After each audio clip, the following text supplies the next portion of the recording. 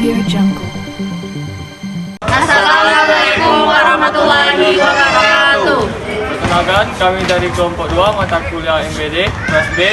Dan di sini kami akan menampilkan video mitigasi tentang gempa bumi. Sebelumnya perkenalkan, nama saya Zantrias Anugrah. Saya Maharan Dizuri di Gading. Saya Angelita Tiandani Dirga. Saya Daerah Madonna Kusuma. Saya Victor Ardiansa. Selamat menyaksikan. Menurut Kristianto tahun 2011, gempa bumi adalah getaran atau guncangan yang terjadi dan dirasakan di permukaan bumi yang berasal dari dalam struktur bumi. Pergeseran tersebut terjadi akibat adanya peristiwa pelepasan energi gelombang seismik secara tiba-tiba yang diakibatkan atas adanya deformasi lempengan tektonik yang terjadi pada kerak bumi.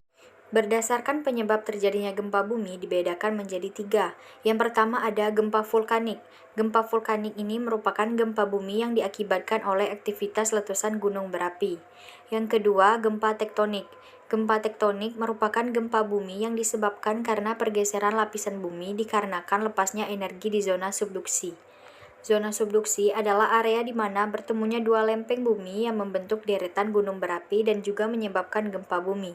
Biasanya zona subduksi ini disebut sebagai patahan gempa. Dan yang terakhir ada gempa runtuhan atau terban. Gempa runtuhan atau terban ini terjadi karena tanah longsor, gua yang runtuh maupun berbagai macam benda besar. Gempa jenis ini biasanya hanya terjadi di wilayah yang sempit dan berdampak kecil bagi sekitar.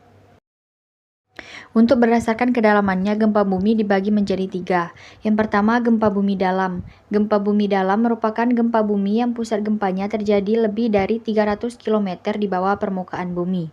Gempa jenis ini pada umumnya tidak terlalu berbahaya. Yang kedua, gempa bumi menengah.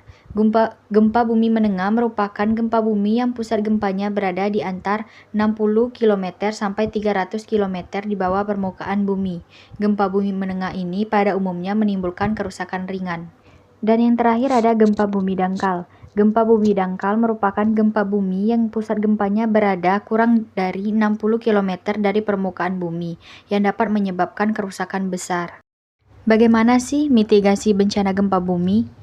Mitigasi bencana gempa bumi adalah serangkaian upaya untuk mengurangi risiko bencana gempa bumi, baik melalui pembangunan fisik maupun penyadaran dan peningkatan kemampuan menghadapi ancaman bencana gempa bumi. Mitigasi bencana gempa bumi merupakan suatu aktivitas yang berperan sebagai tindakan pengurangan dampak bencana atau usaha-usaha yang dilakukan untuk mengurangi korban ketika bencana terjadi, baik korban jiwa maupun harta.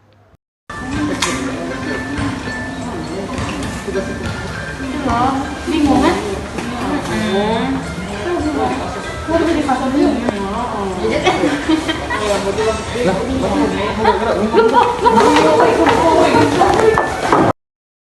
Jangan panik dan jangan berlari saat terjadinya gempa.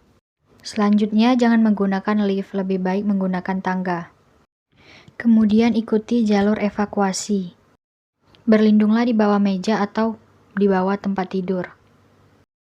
Lindungi kepala dengan bantal atau benda lainnya. Jauhi jendela kaca. Jauhi rak-rak buku yang dapat menimpa Anda.